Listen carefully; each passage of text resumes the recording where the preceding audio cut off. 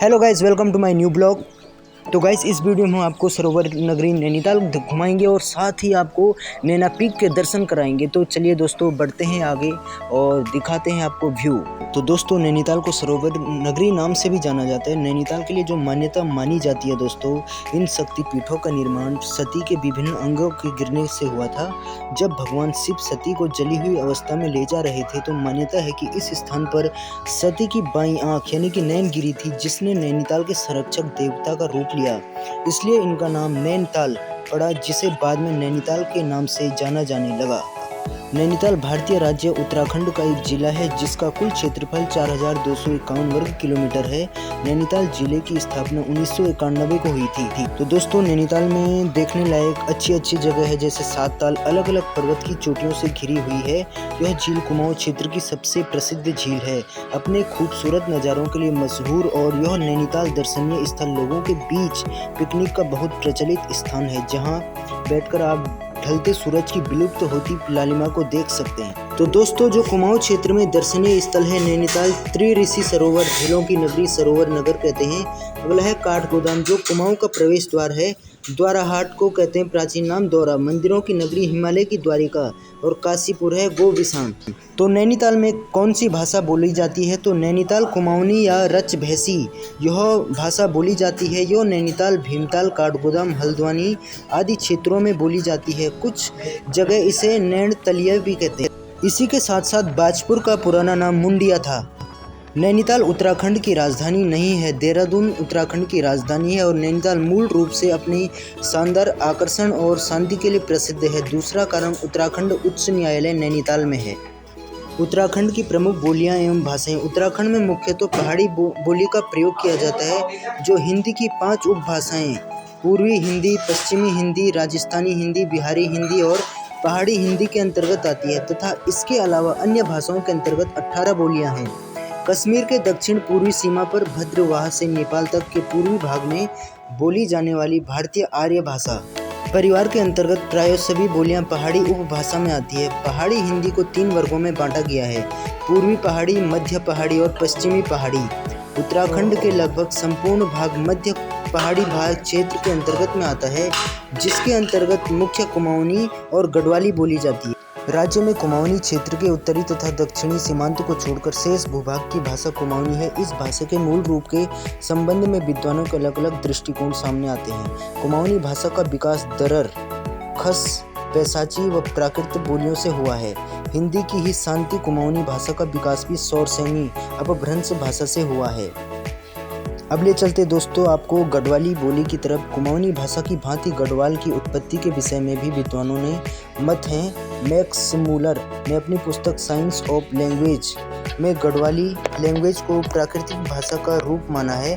बोली की दृष्टि से गढ़वाली को डॉक्टर ग्रियर्सन ने 8 भागों में बांटा है: श्रीनगर, नागपुरिया, दसोली, बधानी, राठी, माझ, कुमैया, सलानी एवं की टिहरियाली में विभक्त किया गया है। साहित्य की रचना के लिए विद्वानों ने टिहरी व श्रीनगर के आसपास की बोली को मानक गढ़वाली भाषा का नाम दिया है।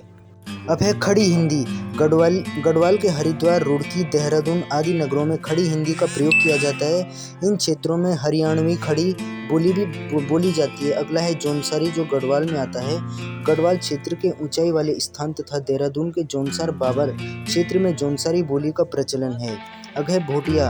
यह बोली चमोली, गढ़वाल तथा पिथौरागढ़, कुमाऊं के सीमावर्ती क्षेत्रों में भोटिया लोगों द्वारा बोली जाती है। गढ़वाली लोक साहित्य। गढ़वाल के लोक साहित्य को 2 भागों में लिखित साहित्य और मौखिक साहित्य में बांटा जा सकता है। लिखित साहित्य होता है तौर पर गढ़वाली भाषा में लिखित साहित्य का आरंभ 1750 ईस्वी से माना जाता है, लेकिन भाषाविद श्यामचंद्र नेगी ने गढ़वाली नरेश सुदर्शन शाह द्वारा 1815 से 1856 द्वारा लिखित गोरखवाणी से गढ़वाली लिखित साहित्य का आरंभ माना है। विकास की दृष्टि से गढ़वाली साहित्य को आरंभिक गढ़वाली, सिंध, पांथरी और आधुनिक आदि कालों में बांटा है। मौखिक लोक साहित्य। मौखिक लोक साहित्य से तात्पर्य उन रचनाओं से होता है जो मौखिक रूप से एक पीढ़ी से दूसरी पीढ़ी को हस्तांतरित होती जा रही है। मौखिक लोक साहित्य में लोकगीत, लोक कथाएं, लोकोक्ति, पहेलियां, लोकोक्ति आदि शामिल हैं। दोस्तों अब हम आपको ले चलते हैं नैना पीक, जो कि नैनीताल से 5 किलोमीटर पैदल खड़ी चढ़ाई पर स्थित है। नैना पीक सबसे ऊंची पहाड़ी चोटी है और नैनीताल के प्रसिद्ध पर्यटन स्थलों में से एक है। नैनीताल में स्थानीय लोगों द्वारा इस चोटी को चाइना पीक या चीना पीक भी कहा जाता है। अधिक ऊंचाई और हरे भरे जंगल पथ के कारण नैना पीक नैनीताल में यात्रियों के बीच ट्रैकिंग के लिए पसंदीदा जगह है। नैना पीक नैनीताल शहर, हिमालय और कुमाऊं क्षेत्र के विशाल विस्तार का शानदार विहंगम दृश्य प्रस्तुत करता है। पैदल चलना पसंद करने वाले लोगों के लिए खुशी की बात है और कोई लंबी सैर पर जा सकता है, ताज़ी हवा में सांस ले सकता है और प्राकृतिक सुंदरता का आनंद ले सकता है। नैना या चाइना पीक के लिए ट्रैक स्वस्थ और आरामदेह है, क्योंकि रोडोडेंड्रॉन के जंगल, बढ़ते देवदार और सरों के बीच पहाड़ी ताज़ी हवा ले सकते हैं। नैना चोटी के ऊपर से हिमालय की सुंदरता को नज़दीक से देखा जा सकता है। नैना पीक से नैनीताल शहर का विहंगम दृश्य शानदार दिखता है। दिन के समय नैना पीक के लिए लंबी पैदल यात्रा करने की सिफारिश की जाती है और नैना पीक तक केवल पैदल ही पहुंचा जा सकता है। छोटी और आसान पैदल यात्रा माल रोड से वहां पहुंचने के लिए आपको टट्टू यानी कि घोड़े भी मिल सकते हैं। पैक लंच या छोटा भोजन, जलपान आदि न भूलें, क्योंकि यहाँ खाने के लिए कोई जगह नहीं है। नैना पीक का जो स्थान है, मल्लीताल से देखने पर नैना पीक सबसे ऊंची पहाड़ी में स्थित है। नैना पीक मल्लीताल से 6 किलोमीटर की दूरी पर स्थित है और यहाँ मल्लीताल या स्नो व्यू पॉइंट से ट्रैक या टट्टू घोड़ों पर पहुँचा जा सकता है। नैना पीक किस लिए प्रसिद्ध है? तो नैना पीक जैसे साहसिक लंबी पैदल यात्रा, चोटियाँ, पहाड़ी व्यू आदि के लिए प्रसिद्ध है दोस्तों।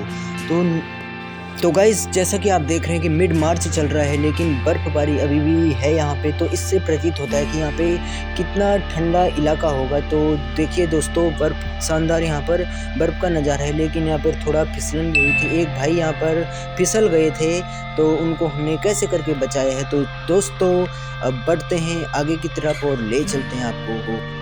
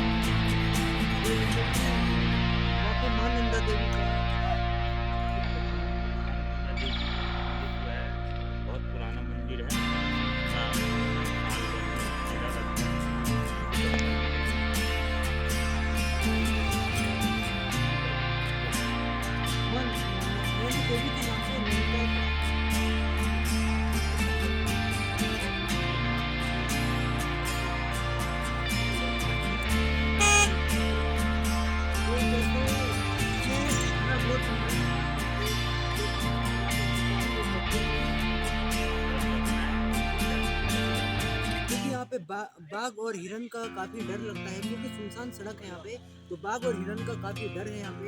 तो आप 6 बजे बाद सब चला जाता है। तो 6 बजे बाद दोस्तों सभी चला जाते हैं। यहाँ पे आप देख सकते हैं कोहरा लगा हुआ है और सड़क चारों तरफ से बड़ी सुनसान है। इधर यहाँ पे आपको खाली 2 दुकानें मिलेंगी, इसके अलावा कुछ नहीं मिलेगा। और मैं एक बात और बताऊंगा कि जब भी आप नैना पीक पर जाएं तो अंकल जी को जरूर खा के जाएं। मैं थैंक यू करता हूँ अंकल जी का। तो गाइस, हम अब घर के लिए निकल गए हैं नैना पीक से। तो इस गर्मी में भी आप देख रहे हैं कि कोहरा एकदम शानदार लग रहा है यहाँ पे।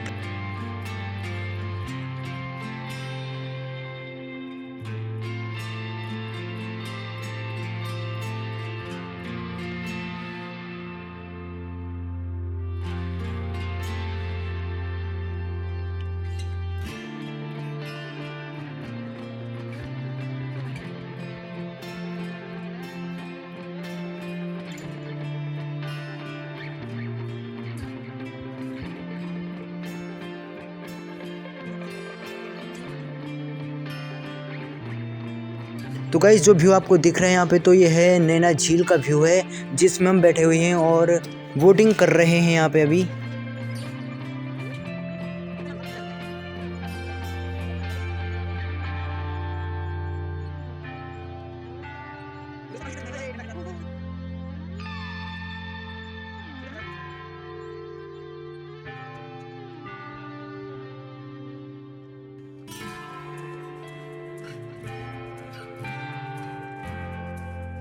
तो गाइस हम अभी हैं चाइना पीक टॉप पर।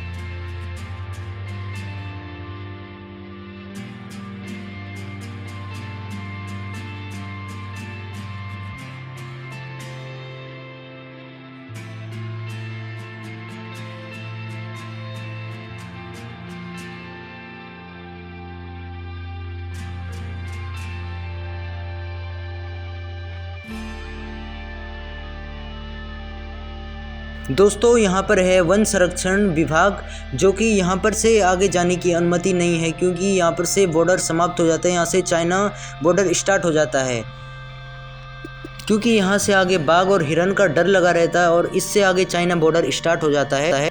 जैसे यहाँ से आगे चाइना बॉर्डर है नैना पीक से, वैसे ही गढ़वाल क्षेत्र माना लास्ट विलेज है, तो वहाँ से आगे भी चाइना बॉर्डर स्टार्ट हो जाता है। तो मिलते हैं दोस्तों अगली वीडियो में।